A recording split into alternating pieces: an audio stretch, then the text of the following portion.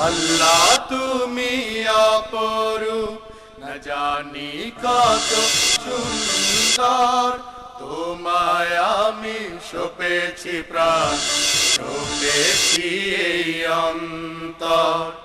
আল্লাহ তুমি অপরূপ, না জানি কত সুন্দর, তোমায় আমি সপেছি প্রাণ, সপেছি এই অন্তর। আল্লাহ তুমি অপরূপ। আসসালামু আলাইকুম ওয়া রাহমাতুল্লাহ। আলহামদুলিল্লাহি ওয়াহদাহু ওয়াসসালাতু ওয়াসসালামু আলা মান লা নাবিয়্যা বা'দাহু। আউযু বিল্লাহি মিনাশ শাইতানির রাজীম। ফাসাল্লি লিরাব্বিক। উপস্থিত বৈঠকের দিনই মুসলিম ভাই, প্রশংসা আল্লাহর জন্য, শান্তি অবতীর্ণ হোক আল্লাহর রাসূলের উপর সাল্লাল্লাহু আলাইহি ওয়াসাল্লাম। আজকের দিনে বৈঠকে আমার বক্তব্যের বিষয় সালাত, নামাজ। সালাত সম্পর্কে এক গুরুত্বপূর্ণ তথ্যবহল সংক্ষিপ্ত বিবরণের চেষ্টা করব ইনশাআল্লাহ। উল্লিখিত বিষয়ের উপরে আলোচনা করতে গিয়ে প্রথম সংক্ষিপ্ত আলোচনা হবে সালাত আদায় করতেই হবে। তারপরের সংক্ষিপ্ত আলোচনা হবে যারা সালাত আদায় করে না তারা কেমন।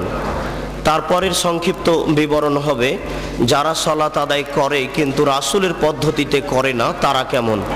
তারপরের সংক্ষিপ্ত বিবরণ হবে কিভাবে সালাত আদায় করতে হবে। উল্লিখিত বিষয়ের উপরে বক্তব্য রাখার পূর্বে সংক্ষিপ্ত আলোচনা হবে আপনারা কারা, আপনাদের একটু পরিচয়, এবং যারা এই বক্তৃতার মাঠে বক্তব্য পেশ করেন তারা কারা। আপনাদের পরিচয়ে মহান আল্লাহ বলেন ওয়াকালু সামি'না ওয়া আতা'না। শ্রোতা হচ্ছে ওরাই যারা শোনে ও মানে। শুনে মানতে হয়, এটা নীতি। এই জন্যই হক কথা শুনতে হয়। আল্লাহ তাআলা আপনাদের ব্যাপারে বলেন ফাসআলু আহলা যিকরি ইন কুনতুম লা তা'লামুন বিল বায়িনাতি ওয়াজ জুবুর। হে দুনিয়ার অজানা মানুষ, তোমরা জানা মানুষের নিকটে জানো প্রমাণ সহকারে। আপনাদের এখানে আল্লাহ তাআলা দুইটি খুব গুরুত্বপূর্ণ কথা বলেছেন।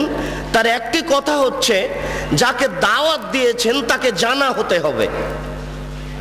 প্রয়োজনে 5 জন 7 জনকে জিজ্ঞাসা করতে হবে অমুক ব্যক্তিকে আমরা বক্তব্য শোনার জন্য দাওয়াত দিতে চাচ্ছি, তিনি জানা কিনা।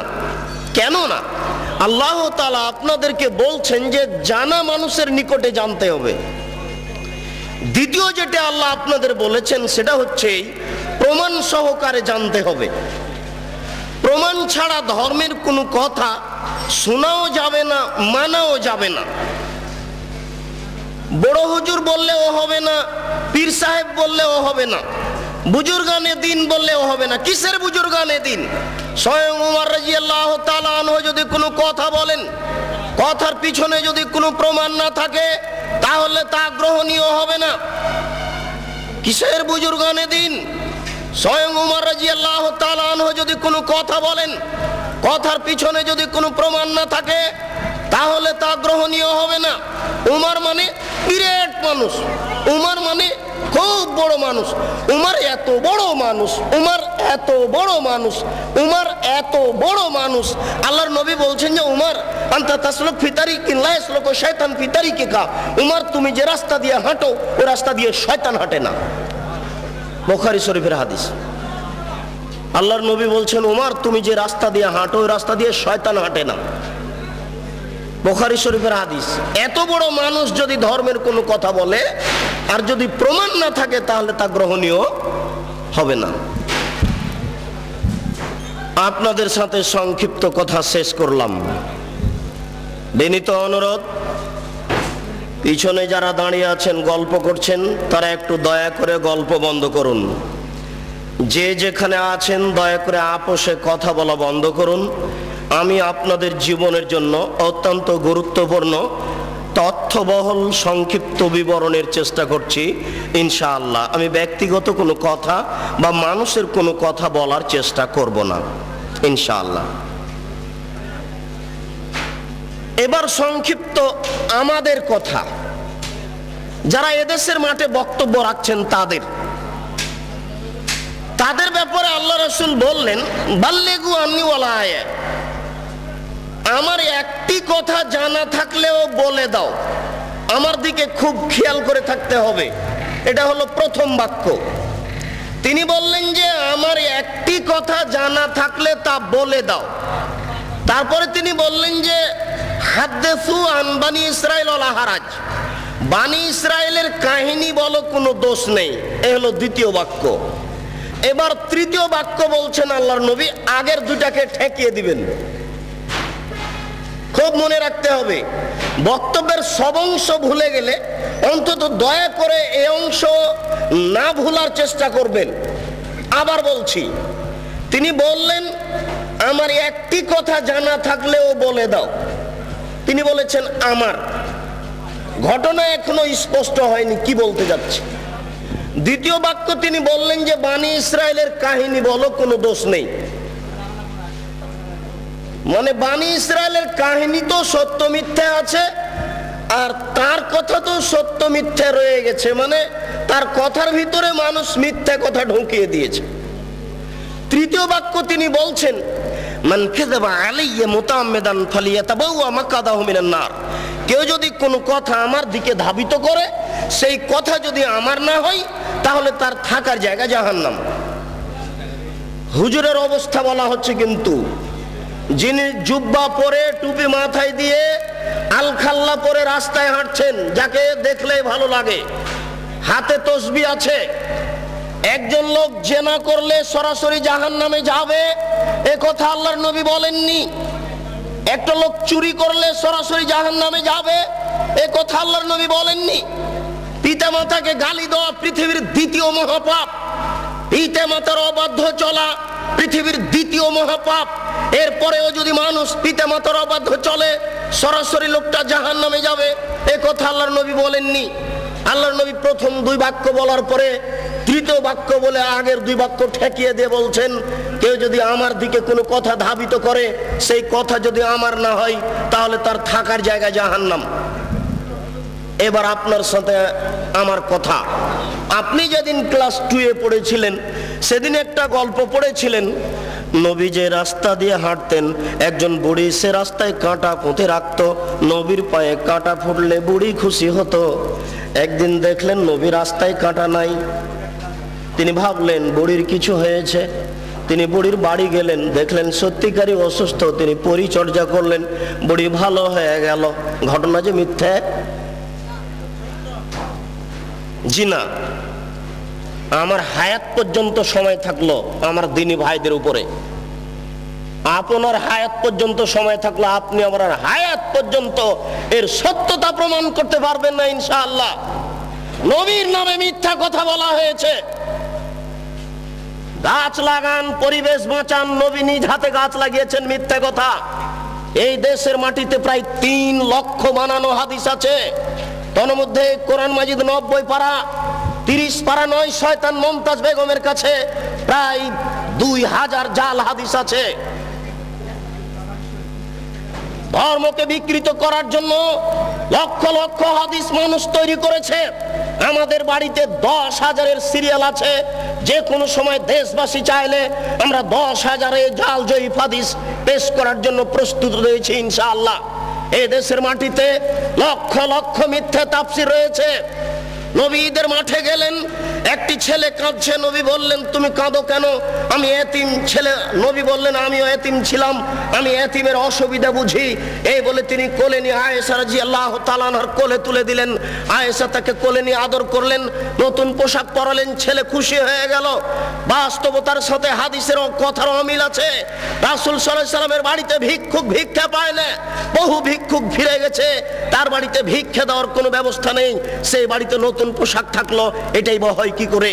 সাথে সাথে আর কোনো প্রমাণ নাই, নবীর নামে কথা মিথ্যে ছড়ানো হয়েছে, তারই ভিত্তিতে আপনারা ঈদের নামাজে নতুন পোশাক পরার জন্য প্রস্তুতি গ্রহণ করেছেন। আপনার স্ত্রীর বিস্ক্যান শাড়ি শোকেজে থাকার পরেও ঈদের দিন নতুন শাড়ি কেনার জন্য জোরালো প্রস্তাব পেশ করেছে আপনার সামনে। এটা মিথ্যে তথ্য, মিথ্যে শরীয়ত চলছে। এই দেশের মাটিতে অসংখ্য মিথ্যা কথা আছে।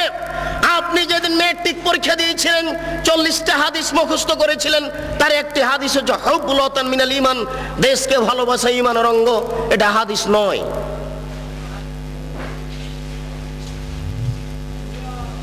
আমি যেটা বলতে চাচ্ছিলাম সেটা হচ্ছে এই, আল্লাহর নবী আগের দুটি বাক্য ঠেকালেন, পরের বাক্য বলে তিনি বললেন বাল্লিগু আন্নী ওয়ালা আয়া, আমার একটি কথা জানা থাকলে বলে দাও। কথা বলার আগে চূড়ান্ত হতে হবে কথা আমার কিনা। তারপরে তিনি বললেন বনী ইসরাইলের কাহিনী বলো, কোনো দোষ নেই। বনী ইসরাইলের কাহিনীও সঠিক কিনা এটা চূড়ান্ত হতে হবে। এই দেশের মাটিতে অসংখ্য বনী ইসরাইলের কাহিনী পেশ করা হয়েছে। আইয়ুব আলাইহিস সালামের স্ত্রী রাহমা মাথার চুল কেটে দিয়েছিলেন, ধরা পড়েছিলেন, ইতিহাস মিথ্যে। আইয়ুব আলাইহিস সালামের শরীরে পোকা হয়েছিল, এই তাফসীর মিথ্যে। বনী ইসরাইলের এরূপ কাহিনী চলবে না। অসংখ্য মিথ্যা তাফসীর রয়েছে। ইব্রাহিম আলাইহিস সালাম 3 দিন 300 উট জবে করেছিলেন, এই তাফসীর মিথ্যে। ইব্রাহিম আলাইহিস সালাম ছেলেকে কুরবানি করার সময় চোখে কাপড় বেঁধেছিলেন, এই তাফসীর মিথ্যে। ইউসুফ আলাইহিস সালামের সাথে জুলাইখার বিবাহ হয়েছিল, এই তাফসীর মিথ্যে। দাউদ আলাইহিস সালাম জনৈক মহিলার প্রেমে পড়েছিলেন, এই তাফসীর মিথ্যে। হারুত মারুত দুইজন ফেরেশতা জোহরা নামক মেয়ের প্রেমে পড়েছিল, এই তাফসীর মিথ্যে। এই দেশের মাটিতে লক্ষ লক্ষ মিথ্যা তাফসীর আছে। এই দেশের তাফসীর মাহফিল বন্ধ করুন।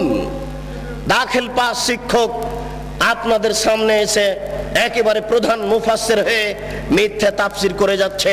এই তাফসীর মাহফিল বন্ধ করুন। পেশাজীবী বক্তাদের বক্তব্য বন্ধ করুন, সিজনাল বক্তব্য বন্ধ করুন, শরীয়ত বাঁচানোর চেষ্টা করুন। 12 মাস বক্তব্য চলবে, বর্ষার সিজনেও চলবে, এটাই শরিয়ত। কোরআন এবং সহিহ হাদিস ভিত্তিক আলেম ওলামা এই দেশের মাটিতে দিন প্রচার করবে, এটাই শরীয়ত। শীতকালীন মৌসুমকালীন এদেশের বক্তা পেশাজীবী হিসেবে তার জীবিকা নির্বাহের উদ্দেশ্যে আপনাদের সামনে মিথ্যা কথা বলে সকালে টাকা নিয়ে বিদায় হবে, আপনারা তাদেরকে সম্মান সহকারে বিদায় করবেন। এটা আপনাদের দিনের অপমান করা হচ্ছে। বিচারের কাঠগড়াতে যেদিন জবাব দিতে হবে সেদিন বুঝতে পারবেন শরীয়ত মিথ্যা কাকে বলে। আপনি একজন তার সহযোগী। আল্লাহ রাসূল আমাদেরকে বললেন এই 3টি বাক্য, পরের একটি বাক্য আল্লাহ রাসূল আমাদের লক্ষ্য করে বলেন কাফা বিল মারই কাযিবান আইয়ুহাদ্দিসা বিকুল্লি মা সামিয়া। একজন মাওলানার মিথ্যুক হওয়ার জন্য এতটুকুই যথেষ্ট, শরীয়তের কোনো কথা তদন্ত না করে বলবে। একজন মাওলানা সাহেবের মিথ্যুক হওয়ার জন্য এতটুকুই যথেষ্ট, একটা শরীয়তের কোনো কথা তদন্ত না করেই বলবে। একজন মাওলানা সাহেবের মিথ্যুক হওয়ার জন্য এতটুকুই যথেষ্ট, শরীয়তের কোনো কথা তদন্ত না করেই বলবে। জনৈক মাওলানা সাহেব বলছেন আল্লাহর নবী কোনো বাচ্চার মাথায় হাত দিলে সেই বাচ্চার মাথা থেকে আতরের সেন্ট ছড়িয়ে পড়তো, মিথ্যা কথা। জি না, এরকম তো ঘটেনি কোনোদিন। না, রাসূলের নামে এই কথা তো ছড়ানো যাবে না। যে কোনো কথা, যে কোনো কাহিনী আমরা জানি আস্তাগফিরুল্লাহাল্লাযী লা ইলাহা ইল্লা হুয়াল হাইয়ুল কাইয়্যুম, ওয়াতুবিলাই ক্ষমা চাওয়ার এই দোয়া। আস্তাগফিরুল্লাহি রাব্বি মিন কুল্লি যামবি ওয়াতুবিলাই, আস্তাগফিরুল্লাহি রাব্বি মিন কুল্লি যামবি ওয়াতুবিলাই। এই দোয়া তো খুঁজে পাওয়া যায় না, রাসূলের নামে আসলো কি করে? কে জবাব দিবে? ঢাকা শহরের বংশালী হচ্ছে আহলে হাদিসের মূল ভিত্তি। বংশালের সুযোগ্য জ্ঞানী মানুষই জবাব দিবে।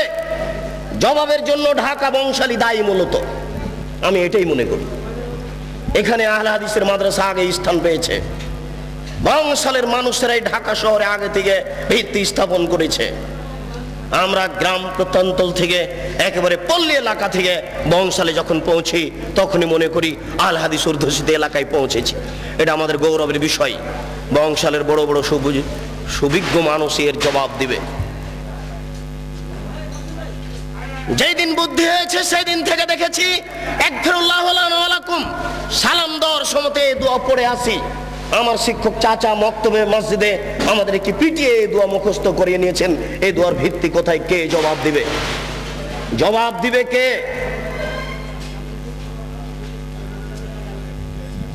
জবাব দেওয়ার জন্য কে প্রস্তুত রয়েছে?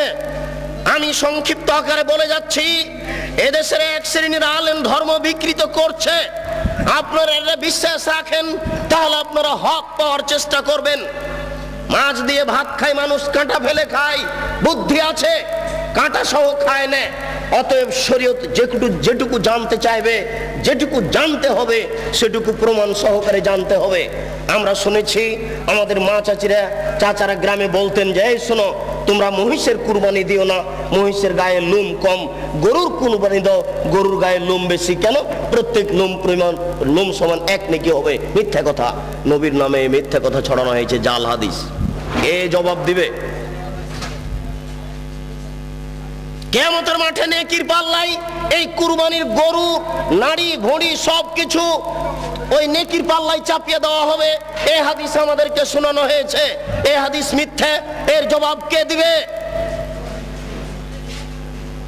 গরু দিয়ে, উট দিয়ে আকিকে চলে না, এই হাদিস মিথ্যা, এটা জাল হাদিস, রাসূলের উপরে এটা বানিয়ে ছড়ানো হয়েছে।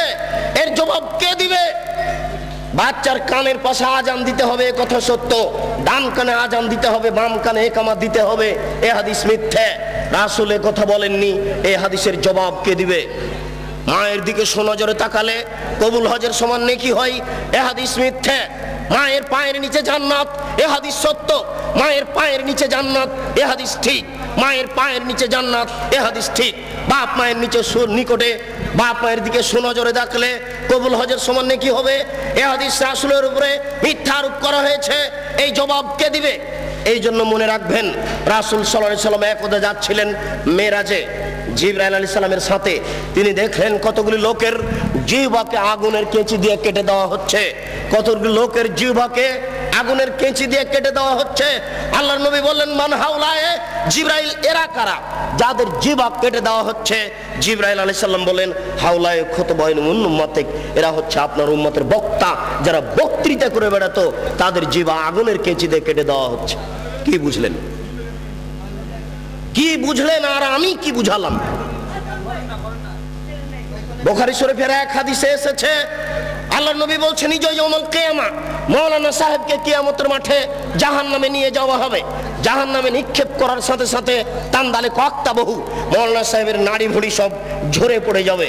মাওলানা সাহেব ঘুরতে থাকবে তার নাড়ি ভুঁড়ির চতুর্দিকে।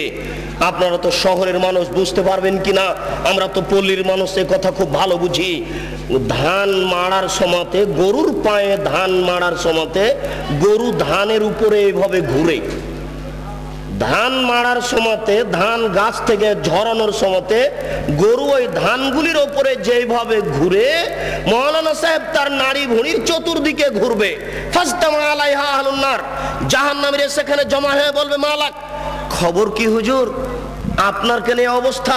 আনতা তা'মুরুনা বিল মারুফ ওয়া তানহাউনা আনিল মুনকার। হুজুর, আপনি তো আমাদের ভালো কথা বলছিলেন, মন্দ থেকে নিষেধ করছিলেন, হুজুর আপনার অবস্থা কেন এরূপ? হুজুর তখন বলবেন, কি বলি, আমরুকুম বিল মারুফ ওয়া লা আতিহি, আমি যে ভালো বলেছি ভালো করিনি যে। কত হুজুর ভালো করেননি, এর প্রমাণ নিবেন। মিথ্যা কথা বলে ধর্ম প্রচার করে হুজুর। হুজুরকে সকালে 10,000 টাকা দিতে হয়। শতকরা 95 জন বক্তা মিথ্যুকে দেশের মাটিতে আমি ভাঙাচুরা ভিত্তে দ্বারা যা তদন্ত চালিয়েছি, তাতে আমার বুঝ শতকরা 95 জন বক্তা মিথ্যুকে দেশের মাটিতে মিথ্যা কথার ভিত্তিতে দিন প্রচার করছে। আপনাকে সজাগ সোচ্চার হতে হবে, নইলে এই হুজুরেরা ইসলামের গায়ে, ধর্মের গায়ে আগুন লাগিয়ে দিয়েছে। ধাঁধা ধাঁধা করে ধর্ম জ্বলছে। আপনি এখন কি করবেন? আজও যদি ঢাকা শহরে খাঁটি ফার্নিচার কিনতে যান, ভালো কাঠের ফার্নিচার পাবেন, টাকা বেশি লাগতে পারে। আজও যদি খাঁটি সরিষার তেল কিনতে চান, তাহলে পাবেন, টাকা বেশি লাগতে পারে। কিন্তু খাঁটি ধর্ম যদি পেতে চান, তাহলে সহজ নয়, খুব জটিল। জিজ্ঞাসা করলে বলবে বড় হুজুর বলেছেন, পীর সাহেব বলেছেন, বুজুর্গানে দিন বলেছেন, এই বলেই চলবে। বুজুর্গানে দিনের দোহাই দিয়ে ধর্ম চলে না। মৌলানা সাহেবকে যখন বলা হচ্ছে আপনার কেন এই অবস্থা, তখন মৌলানা সাহেব বলছেন কি করি, আমি যে ভালো বলেছি ভালো করিনি। যে হুজুরের বাড়ি দেখেন না, হুজুরের বউয়ের কি অবস্থা, হুজুরের পায়জামাটা টাকনুর নিচে আছে এটা দেখা যায় না, হুজুরের চাকরিটা অবৈধ পয়সাতে আছে এটা দেখা যায় না, হুজুর সকালবেলাতে টাকা কম হলে রাগ করছে এটা বোঝা যায় না। शरीयत की पागल नाकि, शरीयत की हवाई लड्डू, दोनों हाथ में लड्डू है, जो चाहे उसको खा ले, जो चाहे उसको छोड़ दे। ये शरीयत की हवाई लड्डू नाकि हाका बाका लाड़ू नाकि शरीयत इच्छा मतो खावे। আপনাদের সাথে ও আমাদের সাথে সংক্ষিপ্ত কথা শেষ করলাম। কোনোদিন যদি সময় সাপেক্ষে বলতে পারি তাহলে আপনাদের সামনে বিস্তারিত কথা বলবো। প্রথমে বলা হয়েছে সময় অতীব কম। মহান আল্লাহ বলেন ফাসাল্লি লিরাব্বিক, আপনি আপনার প্রতিপালকের জন্য সালাত আদায় করুন। মহান আল্লাহ বলেন ইন্নাস সালাতা তানহা আনিল ফাহশাই ওয়াল মুনকার ওয়া যিকরুল্লাহি আকবার, নিশ্চয় সালাত নামাজ মানুষকে অন্যায় অশ্লীল কাজ থেকে বিরত রাখে। সালাত হচ্ছে সবচেয়ে আল্লাহকে ডাকার বড় মাধ্যম। পৃথিবীতে আর কোনো এত বড় মাধ্যম নাই যেই মাধ্যমে আল্লাহকে অত ডাকা যায়। নামাজ সালাত দিয়ে আল্লাহকে যত ডাকা যায়। আমি কিন্তু সালাত বলার চেষ্টা করব। যারা আপনারা শিক্ষিত মানুষ তারা জানেন যে নামের পরিবর্তন হয় না, নাম সব ভাষাতে নামই থাকে। কোরআন বাংলাতেও কোরআন, কোরআন ইংরেজিতেও কোরআন, কোরআন আরবিতেও কোরআন। সালাত নামটি কোরআনে আল্লাহ দিয়েছেন, সালাত নামটি হাদিসে আল্লাহর নবী দিয়েছেন। সালাত পরিবর্তন হয়ে নামাজ হলো কেন? কে এর জবাব দিবে? সালাত মানে প্রার্থনা করা, আর নামাজ মানে হচ্ছে উপাসনা করা। সিয়াম মানে হচ্ছে বিরত থাকা, আর রোজা মানে হচ্ছে উপবাস থাকা। সিয়াম নামটা নবী দিয়েছেন, সিয়াম নামটা আল্লাহ দিয়েছেন। সিয়াম হচ্ছে নাউন, কেন পরিবর্তন হলো এর জবাব কে দিবে? হিন্দু উপবাস থাকে, রোজা সবাই থাকতে পারে, সিয়াম সবাই থাকতে পারে না। সূর্য ওঠার পূর্ব থেকে ফজরের আজান থেকে নিয়ে সূর্য ডুবা পর্যন্ত খাওয়া পান করা যাবতীয় অপছন্দ কথা ও কর্ম থেকে বিরত থাকার নাম হচ্ছে সিয়াম। মাথায় কাপড় না দিয়ে একটা মহিলা রোজা থাকতে পারে, সিয়াম থাকতে পারে না। যাবতীয় অপছন্দ কথা ও কর্ম থেকে বিরত থাকার নাম হচ্ছে সিয়াম। একজন মহিলা ছোট ব্লাউজ পরে রোজা থাকতে পারে, সিয়াম থাকতে পারে না। একজন ব্যবসায়ী মিথ্যা কথা বলে ব্যবসা করে রোজা থাকতে পারে, সিয়াম থাকতে পারে না। সিয়াম মানে হচ্ছে বিরত থাকা, আর রোজা মানে হচ্ছে উপবাস থাকা। ঘুম থেকে উঠে সকালে দাড়ি চাঁচার পরে বাজারে যাবে, এই ছেলে রোজা থাকতে পারে, সিয়াম থাকতে পারে না, অসম্ভব হতে পারে না। শরীয়ত এরকম নয়। শরীয়ত কারো ব্যক্তিগত ইচ্ছে চলে না, সে তার নিজের গতিতে চলে। রোজা থাকা সহজ হতে পারে, সিয়াম থাকা সহজ নয়। কে এর নাম দিলে ঈদ মুবারক, এর নাম হচ্ছে ঈদুল ফিতর, ঈদুল আজহা। কি করে হয়ে গেল ঈদ মুবারক? ঈদ মুবারক মানে কি? কে নাম দিল? কে এর জবাব দিবে?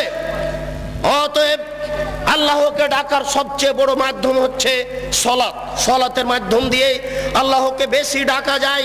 মহান আল্লাহ বলেন হাফিজু আলাস সালাওয়াত ওয়াস সালাতিল উস্তা, তোমরা 5 ওয়াক্ত সালাতকে ঠিক মতো আদায় করো, বিশেষভাবে আসরের সালাতকে ঠিক মতো আদায় করো। নবী করিম সাল্লাল্লাহু আলাইহি সাল্লাম যখন মুআয ইবনে জাবালকে পাঠালেন ইয়ামান দেশে, তখন তিনি বললেন মুআয মনে রাখো ইন্নাকা তাতি আহলা কিতাবিন, তুমি যাচ্ছ ইহুদি খ্রিস্টানদের নিকটে দ্বীন প্রচার করতে। ফাদহুম ইলা শাহাদাতিন লা ইলাহা ইল্লাল্লাহ, সর্বপ্রথম তুমি মানুষকে বলো আল্লাহ ব্যতীত কোনো মাবুদ নেই, মুহাম্মদ আল্লাহর রাসূল। মানুষকে সাক্ষী দিতে হবে আল্লাহ ব্যতীত কোনো মাবুদ নাই। সংক্ষিপ্ত সময়ের কারণে আপনার কাছে আমি কিছু বলে যেতে পারছি না। আমি সাক্ষ্য দিচ্ছি আল্লাহ ব্যতীত কোনো মাবুদ নাই। এ কথা বাংলাদেশের লোকেরা বুঝে না, সৌদি আরবের লোকেরা বুঝেছিল। সৌদি আরবের লোকের মাবুদ ছিল 360 জন। সৌদি আরবের লোকের নকল আল্লাহ ছিল 360 জন। মুহাম্মদ সাল্লাল্লাহু আলাইহি সাল্লাম বলেছিলেন না, 360 জন মাবুদ চলবে না, একজন উপরে আছে তাকে মানতে হবে। তখন আত্মীয় স্বজন বলেছিল এ কি যেমন তেমন বোধ, এ কি যেমন তেমন খারাপ। আরে ইহুদি খ্রিস্টানরা তো অন্তত 3 জন মাবুদ মানে, এ বলছে যে 3 জনও নয়, মাত্র একজন সপ্তম আকাশের উপরে থাকে। এটা কি সহ্য করা যায়? একে হত্যা করতে হবে, নইলে নইলে বন্দি করতে হবে, নইলে দেশ থেকে তাড়িয়ে দিতে হবে, যে কোনো একটা সিদ্ধান্ত নিতে হবে। তিনি বলেছিলেন লা ইলাহা ইল্লাল্লাহ। তারা বুঝেছিল, আমি বুঝতে পারি না। আমি সাক্ষ্য দিচ্ছি আল্লাহ ব্যতীত কোনো মাবুদ নাই, আমি সাক্ষ্য দিচ্ছি আল্লাহ ব্যতীত কোনো মাবুদ নাই। এই কথা বলার পরে আপনার বাড়িতে যত মূর্তি সাজানো আছে এগুলো একটা রাখা যাবে না। আপনার বোকা স্ত্রী শোকে যে মূর্তি সাজিয়ে রেখেছে, ছবি সাজিয়ে রেখেছে, একটা চলবে না। যদি আপনি রাখেন তাহলে আমি সাক্ষ্য দিচ্ছি আল্লাহ ব্যতীত কোনো মাবুদ নাই, এটা টিকবে না। গোলাপ শাহের মাজার টিকবে না। আমি সাক্ষ্য দিচ্ছি আল্লাহ ব্যতীত কোনো মাবুদ নাই, এই কথা বললে এই কবর টিকে না, উঁচু কবর টিকে না, বাঁধা কবর টিকে না, ছবি মূর্তি টিকে না, কোনো দিবস পালন করা টিকে না, হ্যাঁ দেখে মানুষের ভাগ্য পরীক্ষা করা টিকে না, কোনো প্রকার শিরক টিকে না। আমি সাক্ষ্য দিচ্ছি মুহাম্মদ সাল্লাল্লাহু আলাইহি সাল্লাম তার রাসূল, এই কথা বললে নিজ ইচ্ছায় কোনো ধর্ম চলে না। আপনি দান করলেন, মাওলানা সাহেব বললেন নারায়ে তাকবীর, মারহাবা, আল্লাহু আকবার, জি না, অসম্ভব, চলবে না, এটা হুজুরের সুন্নাত। আর রাসূলের সুন্নাত হচ্ছে কেউ যদি হুজুরের হাতে দান করে তাহলে হুজুরকে বলতে হবে আল্লাহুম্মা সাল্লি আলাইহি আল্লাহুম্মা বারিক আলাইহি, এটা রাসূলের দেওয়া সুন্নাত। মুফাসসির সাহেব বলেন লা ইলাহা ইল্লাল্লাহ। মুফাসসির সাহেবের কি স্টাইল, বলতে বলতে মুফাসসির সাহেব একবার বলছেন কি তার ঢং, লা ইলাহা ইল্লাল্লাহ মুহাম্মাদুর রাসূলুল্লাহ, মুহাম্মদ রাসূলুল্লাহ তো জিকিরের সাথে লাগিয়ে দিচ্ছেন। মুফাসসির সাহেবের এটা জানা নাই যে জিকির হচ্ছে লা ইলাহা ইল্লাল্লাহ। আল্লাহ রাসূল বলেছেন আফজালু যিকরি লা ইলাহা ইল্লাল্লাহ ওয়া আফজালু দুআ আলহামদুলিল্লাহ, সবচেয়ে উত্তম জিকির হচ্ছে লা ইলাহা ইল্লাল্লাহ। এই পর্যন্ত শেষ। না, আমি বুঝাতে পারছি না, আমি মনে হয় আপনাদের বুঝাতে পারছি না। আমি স্পষ্ট নই, আমি কিন্তু চাঁপাই নবাবগঞ্জের মানুষ, এই হিসেবে আমার ভাষা আপনার কাছে কিছুটা অস্পষ্ট থেকে যেতেও পারে। আপনার দিকে লক্ষ্য করে আমি পূর্ণ বুঝাতে পারছি কিনা এতে আমি সন্দেহের মধ্যে রয়েছি। আমি যদি পূর্ণ বুঝাতে না পারি তাহলে আমি সফলতা অর্জন করতে পারছি না। আমি বলছি লা ইলাহা ইল্লাল্লাহ মুহাম্মাদুর রাসূলুল্লাহ জিকিরে চলবে না, এটা প্রথম অন্যায়। দ্বিতীয় অন্যায়, তিনি জোরে বললেন কেন? তিনি জোরে বলতে বললেন কেন? আল্লাহ বলছেন চুপে বলো, নবী বলছেন চুপে বলো, আর মুফাসসির সাহেব বলছে জোরে বলো। এখন আপনারা কি করবেন? দেখি বংশালের বুদ্ধিমান মানুষ, সচেতন মানুষ, অর্থশীল মানুষ কি বলেন। আল্লাহ বলছেন চুপে বলতে হবে, বাধ্য। আল্লাহর নবী বলছেন চুপে বলতে হবে, বাধ্য। হুজুর বলছেন আরো জোরে বলেন, আপনি কি করবেন? অতএব রাসূলের সুন্নাত অনুপাতেই চলা ছাড়া কোনো গত্যন্তর নেই। নবী করিম সাল্লাল্লাহু আলাইহি সাল্লাম বললেন মুআজ, শোনো, তারা যদি এটা মেনে নেই তাহলে তুমি বলো ইন্নাল্লাহ কাদ ফারাজ আলাইহিম খামসা সালাওয়াতিন ফিল ইয়াউমি ওয়াল লাইলা, 24 ঘন্টায় আল্লাহ তাআলা 5 ওয়াক্ত সালাত নামাজ ফরজ করেছেন। 5 ওয়াক্ত সালাত আদায় করতে হবে। সংক্ষিপ্ত বিবরণে বুঝলাম আল্লাহ তাআলা সালাত ফরজ করেছেন, নবী সালাত ফরজ করেছেন, সালাত আদায় করতেই হবে। ওযু করে নামাজ পড়তে হয়, পানি পাওয়া যায় না, বিনা ওযুতেই সালাত আদায় করতে হবে। পানিও নাই, মাটিও নাই, বিনা ওযুতে বিনা তায়াম্মুমে সালাত আদায় করতে হবে। পরিষ্কার কাপড় পরে সালাত আদায় করতে হয়। পরিষ্কার কাপড় নেই, যেই কাপড়ে পেশাব পায়খানা লেগে আছে, যেই প্যান্টে পেশাব লেগে আছে, আর কোনো পরিষ্কার কাপড় নেই, এই পেশাবওয়ালা কাপড়েই সালাত আদায় করতে হবে। পরিষ্কারও নেই, অপরিষ্কারও নেই, কোনো কাপড়ই নেই। ইরাকের কারাগারে ওই শয়তানেরা উলঙ্গ করে রেখেছে ওই মুসলমান ভাইকে, ও এখন এই উলঙ্গ অবস্থাতেই সালাত আদায় করবে, এটাই রাসূলের আদেশ। একজন মহিলা ও পুরুষ পরিষ্কার কাপড় পরে সালাত আদায় করবে।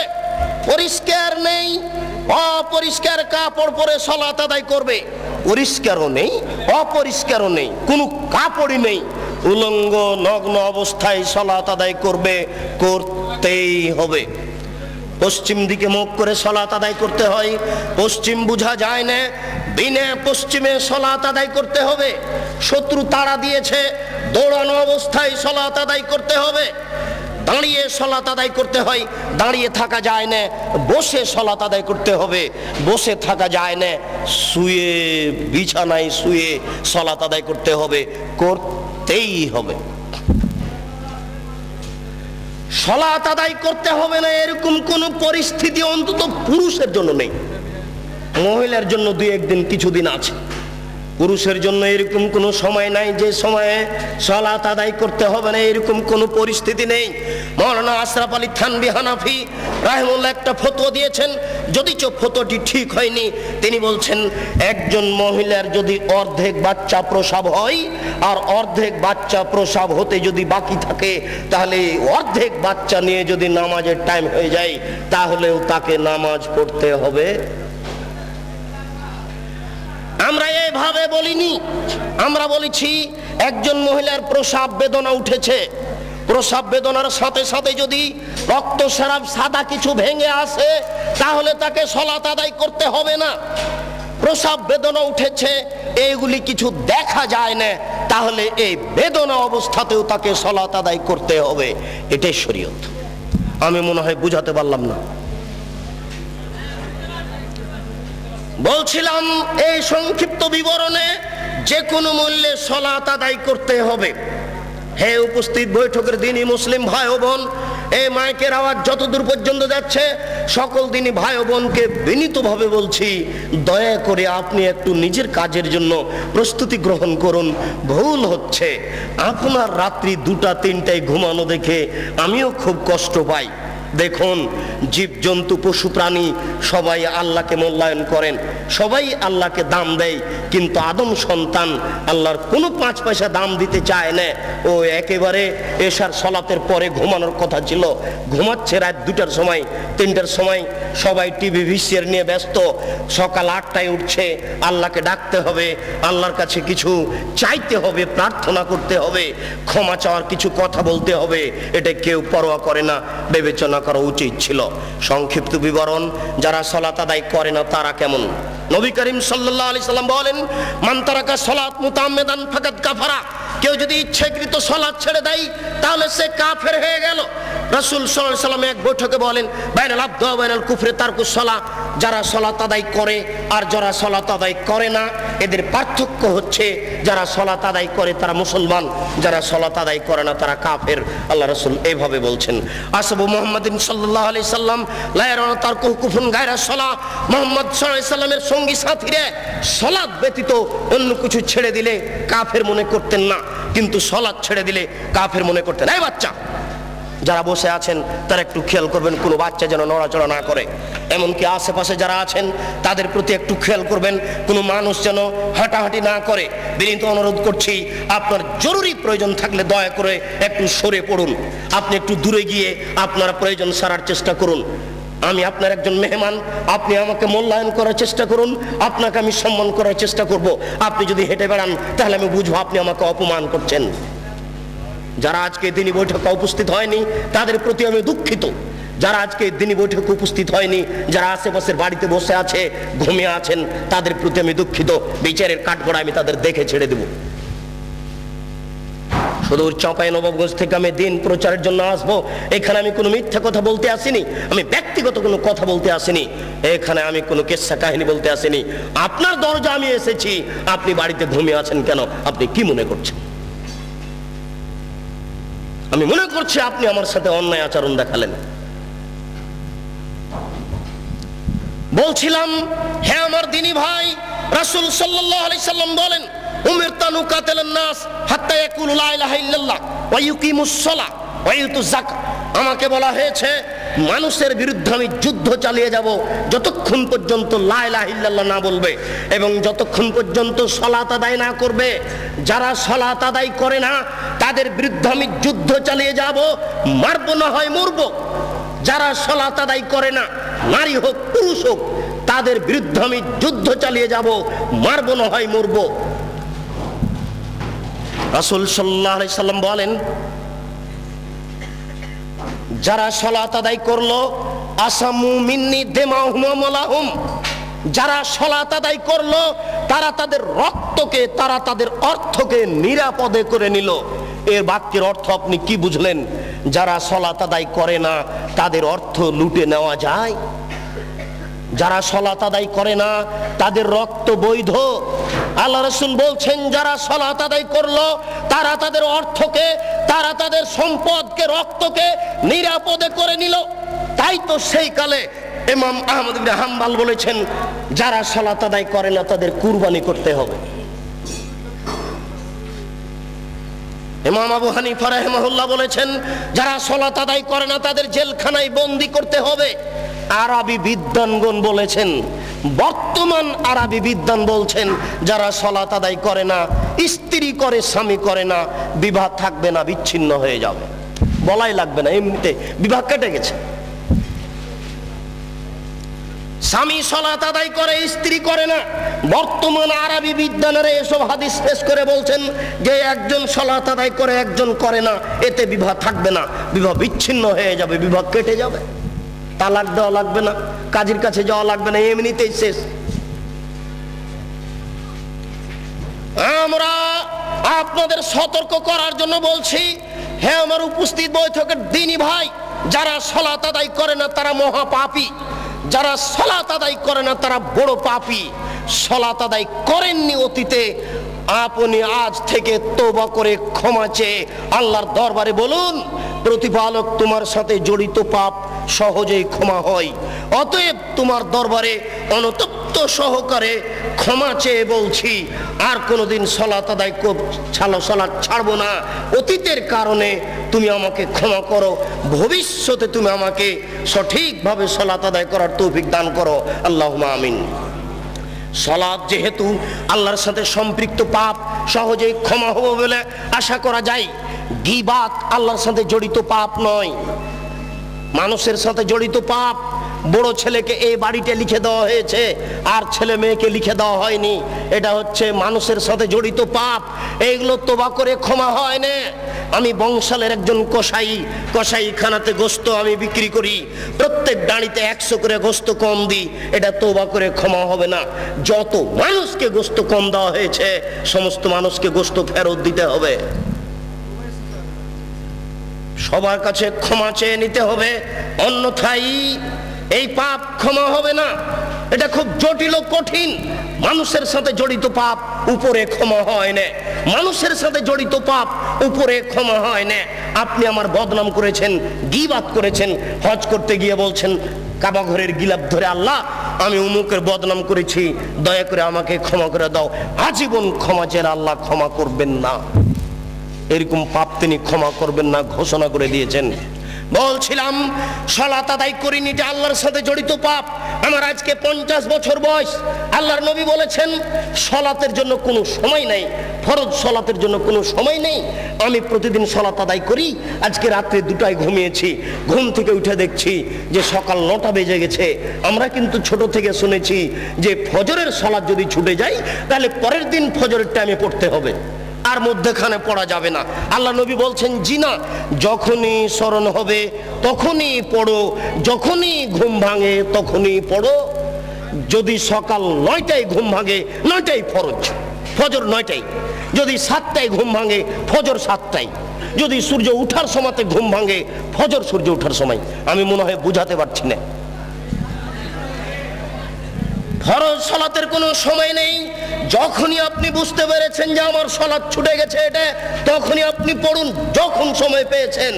যার জন্য আল্লাহ রাসূল বলছেন মুরু আওলাদাকুম বিসসালাত ওয়া মাবনু সাবি সিনিনা, তোমরা তোমাদের ছেলে মেয়েকে সালাত আদায় করতে বলো যখন তার বয়স 7 বছর, ওয়াজরিবুহুম আলাইহা ওয়া হুম আবনা 10 সিনিনা, পিটিয়ে সালাত আদায় করাও যখন তার বয়স 10 বছর। 10 মাস 10 দিন পেটে রাখতে পারলেই মা হওয়া যায় না, 2 বছর দুধ পান করালেই মা হওয়া যায় না, 5 বছর তেল কাজল দিয়ে মানুষ করলেই মা হওয়া যায় না, 14 বছর 20 বছর 25 বছর যাবত ছেলে মেয়ের পিছনে লক্ষ লক্ষ টাকা খরচ করলেই বাপ হওয়া যায় না। বাপের কাজ, মায়ের কাজ। 7 বছর বয়সেই ছেলেকে সালাত আদায়ের জন্য বলতে হবে, শিরক সম্পর্কে অবগত করতে হবে। বাড়িতে ঢুকলে সালাম দিয়ে বাড়িতে ঢুকতে হবে। কলিং বেলে যদি সালাম থাকে, কলিং বেলে আঙ্গুল দেওয়ার সময়তে বলতে হবে আসসালামু আলাইকুম। ছেলে মোবাইল বাড়িতে 8-10টা রিং হচ্ছে, টিপেই ছেলে বলছে হ্যালো। জি না, ও তো কুকুরকে ডাকা বুদ্ধি। হ্যালো কেন? আসসালামু আলাইকুম।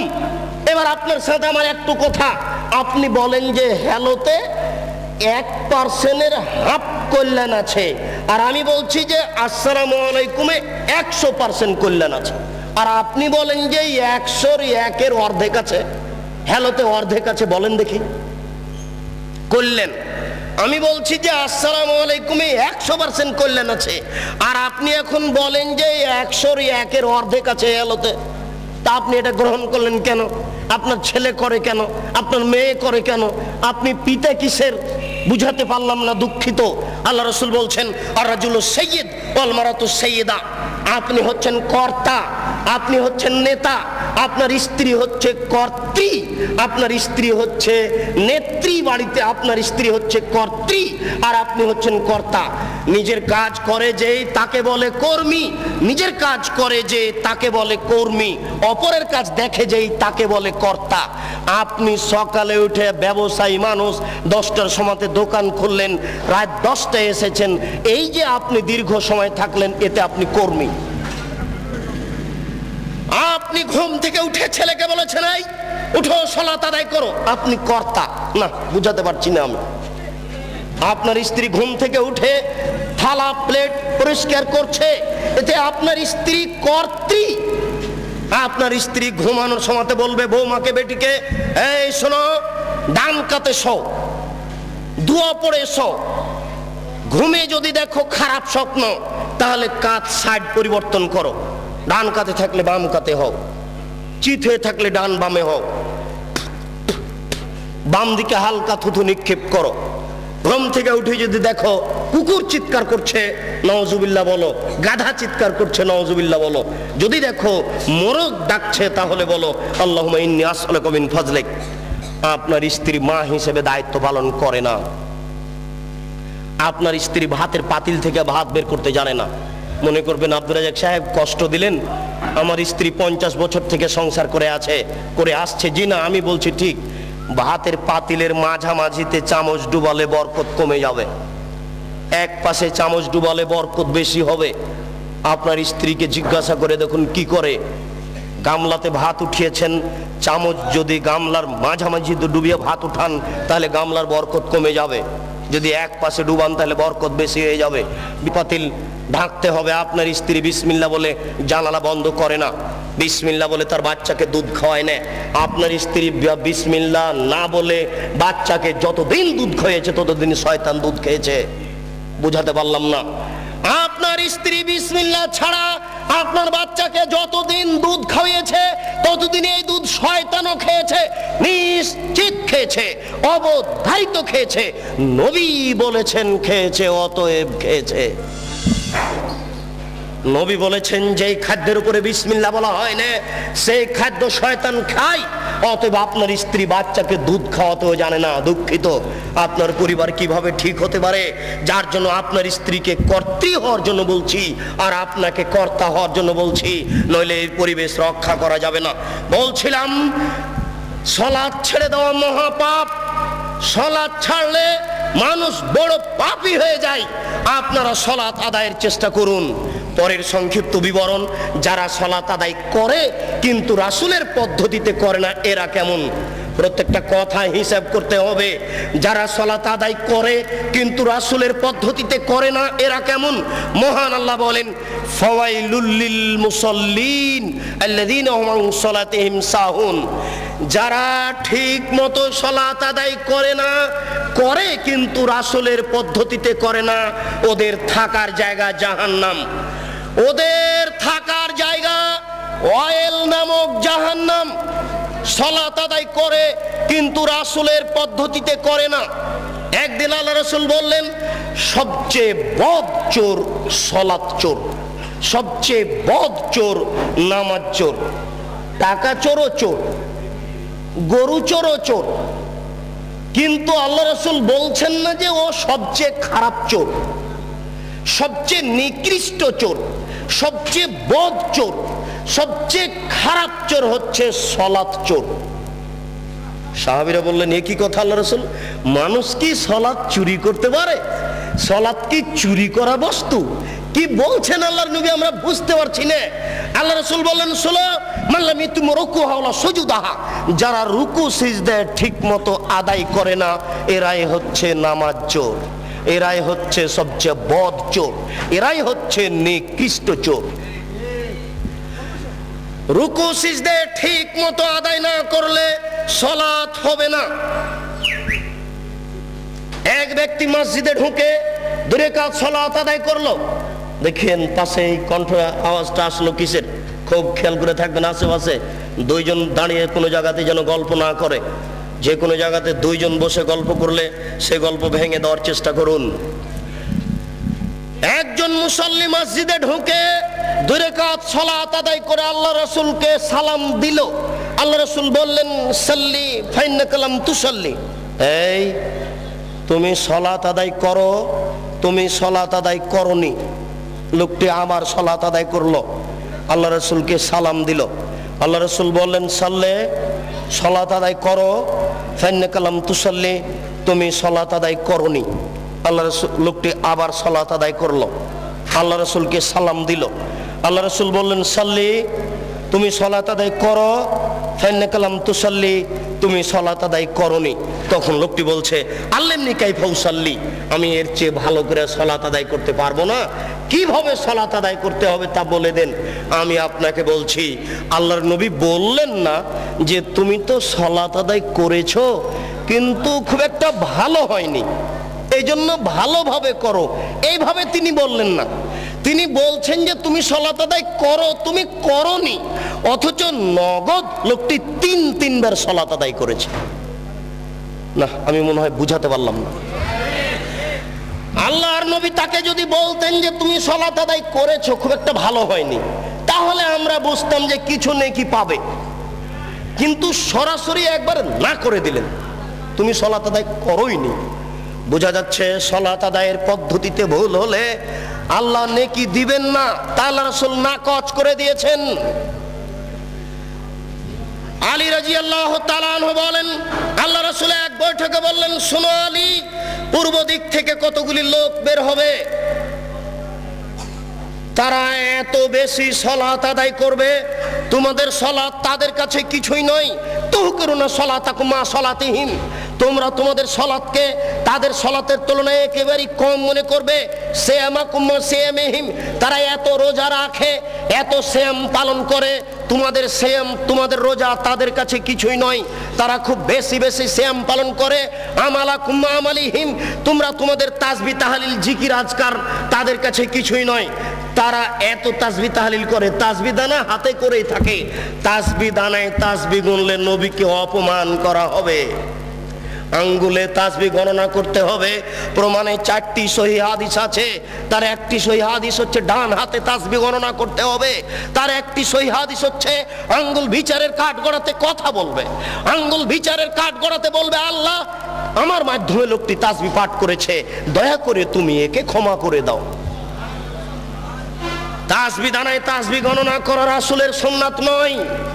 আল্লাহ রাসূল বলছেন, তারা এত তাসবিহ তাহলিল জিকির আজকার করবে, তোমাদের জিকির তাদের কাছে কিছুই নয়, তোমাদের সালাত, তোমাদের নামাজ, তোমাদের রোজা, তোমাদের জিকির আজকার তাদের কাছে কিছুই নয়। শোনো আলী, ইন্নামা তাজুদুনা ফাকতুলহুম, তোমরা যদি তাদের পাও তাহলে তাদের কুরবানি করো। আইনা মিল আজরাইল মান কাতালাহুম, যারা তাদের হত্যা করতে পারবে তারাই সবচেয়ে বেশি নেকি পাবে, যারা তাদের হত্যা করতে পারবে তারাই সবচেয়ে বেশি নেকি পাবে। নেন এবার এক শ্রেণীর নামাজিকে আল্লাহ রাসূল হত্যা করতে বললেন, এক শ্রেণীর রোজাদারকে আল্লাহ রাসূল হত্যা করতে বললেন, এক শ্রেণীর জিকির আজকারকারীকে আল্লাহ রাসূল হত্যা করতে বললেন। আমি এখন যদি আপনাকে বলি এই, তাহলে আপনি কষ্ট পাবেন। আপনি হাদিসটি বুখারী মুসলিমের নিজে পড়ে দেখুন, বিবেচনা করুন, চিন্তা ভাবনা করুন। ওই যুগ আর নেই যে যুগে আপনার সামনে আমি ধুলা ছিটিয়ে চলে গেলাম চোখের সামনে। এখন বুখারী বাংলায়, মুসলিম বাংলায়, আবু দাউদ, নাসাই, তিরমিজি সব বাংলায়। আপনিও কালকে সকালে এই হাদিসগুলি পড়ে দেখতে পারেন। আপনি যাচাই বাছাই করুন, আপনি বিবেকবান মানুষ, আপনার বিবেকের সামনে একটা অহেতুক কথা বলে চলে যাব, এটা হয় না। ওই সময় পার হয়ে গেছে, এখন নগদ বুঝার সময় এসেছে। আল্লাহ রাসূল বলছেন, আলী শোনো, তাদেরকে যদি তোমরা হত্যা করতে পারো, যে ব্যক্তি হত্যা করতে পারবে সেই সবচেয়ে বেশি নেকি পাবে। তাহলে বোঝা যাচ্ছে যে সব সালাত আল্লাহর দরবারে কবুল হবে না। কবুল হওয়া তো দূরের কথা, ওই ব্যক্তি হচ্ছে হত্যার যোগ্য। কেন? ওইভাবে সালাত আদায় করে রাসূলকে অপমান করেছে। যদিচ এদের একজন বড় মৌলানা আব্দুর রব খুলনা বলছেন এই দল সে দল, এই দল টুঙ্গির দল। আমরা এই কথা বলতে চাচ্ছি না। তারা যাই হোক না কেন, যে ব্যক্তি হোক না কেন, আপনার সালাতটা ঠিক হচ্ছে কিনা আপনি এখন থেকে প্রস্তুতি গ্রহণ করুন, এটা আমার অনুরোধ। সংক্ষিপ্ত বিবরণে বলছিলাম, হে আমার উপস্থিত বৈঠকের দিনী মুসলিম ভাই ও বোন, রাসূলের পদ্ধতিতে সালাত আদায় না করলে ওই সালাত হবে না। এখানে একটা গুরুত্ব পেশ করতে গিয়ে আর একটি কথা বলছি। আসরের টাইমে আল্লাহ রাসূল এরকম গিলাস হাতে করে পানি পান করে নিয়ে বললেন, দেখো এটা রমজান মাস, আমি সিয়াম ছেড়ে দিলাম। আসরের সালাতের পরে আমি রোজা সিয়াম ছেড়ে দিলাম, তার মানে তোমরাও ছেড়ে দাও। কিছুক্ষণ পরে রাসূলের কাছে সংবাদ পৌঁছিল এখনো কিছু লোক সিয়াম আছে। তাদের দাবি যারা পারে না তারা ছেড়ে দিবে। আমরা তো পারি, আমাদের কি অসুবিধা, আমরা কেন ছাড়বো? আল্লাহ রাসূল বললেন, উলাইকা হুমুল ওসাতো, উলাইকা হুমুল ওসাতো, উলাইকা হুমুল ওসাতো। যারা এখন রোজা আছে ওরা নাফরমান, যারা এখন রোজা আছে ওরা নাফরমান, যারা এখন রোজা আছে ওরা নাফরমান। কি বুঝলেন? হাদিস তো বুখারী মুসলিমে। তার মানে রোজা আছে, সিয়াম আছে, কিন্তু রাসূলের পদ্ধতিতে হয়নি। মানে রাসূল বলেন এখন সিয়াম ছেড়ে দাও, এখন আর নেকির কাজ নেই, আমাকে মানতে হবে, এটা হলো নেকি, আমাকে মানতে হবে, এটা নেকি। বেশি ইবাদতের নাম নেকি নয়, আমার কথা মেনে চলতে হবে, এরই নাম নেকি। বুজুর্গানে দিনের দোহাই দিয়ে ধর্ম চলে না, রাসূল সাল্লাল্লাহু আলাইহি সাল্লামের কথা দিয়েই মাত্র ধর্ম চলে, অন্য মানুষের কথা দিয়ে চলে না। যেখানে যেটুকু পড়বেন, যেখানে যেটুকু করবেন, সেখানে সেটুকু প্রমাণ সহকারে করুন। ইমাম সাহেবকে বলেন, মাওলানা সাহেব আমি তো বাড়িতে ছিলাম না, আমার ছেলে হওয়া 7 দিন পার হয়ে গেছে, তো আজকে আঁকিকে কি করব? তো বলছেন 14 দিনে করেন, 21 দিনে করেন। আপনি খালি একটু বলেন যে ভাই একটু হাদিসটা লিখে বাংলা অনুবাদ করে হাদিসটা ঠিক কি বেঠিক দয়া করে লিখে দিবেন। আমরা তো জেনারেল শিক্ষিত মানুষ, অত কিছু বুঝি না, আপনাদেরকে আমরা মূল্যায়ন করতে চাই। 7 দিন পরে আসুন, দেখুন হুজুর খালি আনছান আনছান করে, হুজুর শুধু কেমন কেমন করে। হুজুরের কাছে লিখিত চেয়েছেন যে এদেশের ধর্মের ব্যাপারে ধার্মিক মিথ্যে ধার্মিককে যদি আপনি ঠেকাতে চান তাহলে লিখিত প্রমাণ চান, সহজে ঠেকানো যাবে, তাছাড়া সহজে ঠেকানো যাবে না। উপস্থিত বৈঠকের দিনই মুসলিম ভাই, মর্মে আরেকটি হাদিস না বললে আগাতে পারছি না। সেই হাদিসটি হচ্ছে এই 3 জন ব্যক্তির দল, 3 জনের এক দল রাসূলের স্ত্রীদের নিকটে আসলো, এসে বলল রাসূল কিভাবে ইবাদত করতেন আমাদেরকে বলো। ফালাম্মা উখবিরু বিহা, যখন রাসূলের ইবাদত পেশ করা হলো, তিনি এই এই ইবাদত করতেন, তখন তারা বলল আইনা নাহনু মিনান নবী সাল্লাল্লাহু আলাইহি সাল্লাম কাদ গাফারাল্লাহু লাহু মা তাকাদ্দামা মিন যামবিহি ওয়া মা তাআখারা। আমরা কোথায়, রাসূল কোথায়? রাসূলের আগের পাপ, পরের পাপ, ছোট পাপ, বড় পাপ সব ক্ষমা করা হয়েছে, আমাদের তো আর ক্ষমা করা হয়নি। রাসূল অল্প ইবাদত করলেই চলে, আমাদের চলে না, আমাদের একটু বেশি করতে হবে, আমাদের এনা আমাদের বেশি করতে হবে। রাসূলের সমান ইবাদত করলে চলবে না। 3 জনের একজন বলল আম্মা আনা উসাল্লি লাইলা আবাদ, আমি সারা রাত্রি সালাত আদায় করব, ঘুমাবো না। অপরজন বলল আনা আসুমুন নাহার আলা উফতির আবাদ, আমি প্রতিদিন সিয়াম পালন করব, কোনোদিন সিয়াম ছাড়বো না।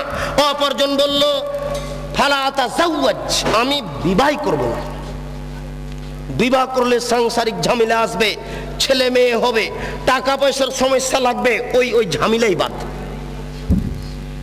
এখানে কথার মধ্যে আর একটা কথা এসে ঢুকেছে, মনে কিছু নিয়েন না। ছেলে কম নিলে ইহকালে একটা লস, পরকালে একটা লস। আজকের যিনি সভাপতি ইনি জ্ঞানী গুণী মানুষ, এই জন্য আমার অন্তরটা খুব খুশি। আজকে আমাকে কথা বলতে খুব ভালো লাগছে, কেননা আমার কথাগুলি তার মুখস্থ আছে, তিনি একজন সুপণ্ডিত মানুষ। শুনুন, আল্লাহর নবী বলছেন সন্তান কম হলে 2টা লস, যত সন্তান বেশি হবে টাকা পয়সা বেশি হবে, আল্লাহ বলেছেন, নবীও বলেছেন, সন্তানাদি বেশি হলে টাকা পয়সা বেশি হবে, এটাই আল্লাহর বিধান। সন্তান কম হলে টাকা কম হবে, ইহকালীন লস, পরকালীন লস। আল্লাহর নবী বলেছেন, কোনো বাচ্চা ছেলে যদি মারা যায় তাহলে বিচারের কাঠগড়াতে বাপের এই কাপড় ধরে নিয়ে বলবে আল্লাহকে, আল্লাহ আমার বাপ মাকে জান্নাতে না দেওয়ার পূর্ব পর্যন্ত আমরা জান্নাতে যাব না। বাচ্চা বেঁকে বসবে। বুখারী মুসলিমের হাদিস। বাচ্চা বলবে আমার পিতা মাতাকে জান্নাতে দেন, তারপরে। এখন আপনার ছেলে মেয়েই তো মাত্র দুইটা, কয়জন মরে কয়জন থাকে? আপনারা কিন্তু 8-10 ভাই বোন, সবাই যত এখানে আছেন সবাইকে যদি বলি আপনারা কয়জন, তো কেউ বলবেন 5, 7, 8, 10 এরকম। আর আপনার কয়টা? 2টে 3টে। তাহলে কয়জন মরে কয়জন থাকে? লস এখানে হচ্ছে। হে উপস্থিত বৈঠকের দিনী মুসলিম ভাই বোন, রাসূলের পদ্ধতিতে সালাত আদায় করুন। তিনি বলেন, সাল্লু কামা রাআইতুমুনি উসাল্লি, তোমরা সালাত আদায় করো যেভাবে আমাকে সালাত আদায় করতে দেখছো। আল্লাহু আকবার বলে সালাত শুরু করবেন। সালাত শুরু করার সময়তে দুই পায়ের মাঝে অর্ধ হাত 1 বিঘত মতো ফাঁক থাকবে। স্পষ্ট হাদিস দ্বারা প্রমাণিত নয়। পাশে আর একজন দাঁড়ালে পায়ে পা মিলিয়ে দাঁড়াতে, ভারসাম্য বজায় রাখতে যতটুকু দুই পায়ের মাঝে ফাঁকা রাখতে হয় ততটুকু রাখতে হবে। কিন্তু ওরা বলেছে, ওই যে যারা বলেছে ভোট দাও বুবু জান্নাত পাবা বুবু, ওরা যে বলেছে বুবু ভোট দাও, ওরা কিন্তু বলেছে যে দেখো দুই পায়ের গোড়ালি এভাবে লাগিয়ে রাখিও। কেন লাগিয়ে না রাখলে লজ্জা স্থানের যোগাযোগ মাটির সাথে থাকবে। নাউজুবিল্লাহ, বড় নোংরা কথা বলেছে। সাবধান, মহিলা পুরুষ একই ব্যাপার। ভারসাম্য বজায় রাখার জন্য দুই পায়ের মাঝে যতটুকু ফাঁকা রাখা প্রয়োজন ততটুকু ফাঁকা রাখবেন। আল্লাহু আকবার বলে হাতের আঙ্গুলি জমা জমা করে কাঁধ সামনাসামনি, কাঁধের লতি সামনাসামনি হাত উঠাবেন। এইভাবে থুতনির নিচে নিয়ে আসবেন না, কান ধরবেন না। একাধিক সহিহ হাদিস, কাঁধ সামনাসামনি।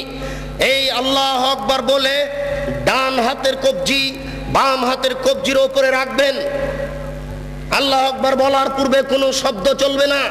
সশব্দে নিয়ত করলে আল্লাহ রাসূলকে অপমান করা হবে। সশব্দে নিয়ত করলে আল্লাহ রাসূলকে উপেক্ষা করা হবে। আল্লাহ রাসূলকে উপেক্ষা করে কেউ আল্লাহকে সন্তুষ্ট করতে পারবে না, এটা ভুল পদ্ধতি। অতএব আল্লাহু আকবার বলার পূর্বে কোনো শব্দ মুখ দিয়ে উচ্চারণ হবে না। জায়নামাজে দাঁড়িয়ে আল্লাহু আকবার বলার পূর্বে কোনো শব্দ মুখ দিয়ে উচ্চারণ হবে না। ডান হাতের কবজি বাম হাতের কবজির উপরে দিতে পারেন, সহিহ হাদিস।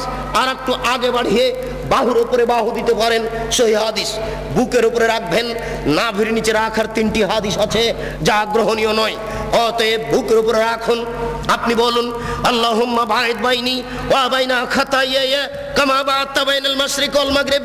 হে আল্লাহ, তুমি আমাকে আর আমার পাপকে অত দূরত্বে রাখো, পূর্ব এবং পশ্চিমকে তুমি যত দূরত্বে রেখেছো, পূর্ব এবং পশ্চিম যেমন লক্ষ লক্ষ মাইল দূরত্ব রয়েছে, তুমি আমাকে আর আমার পাপকে অত দূরত্বে রাখো।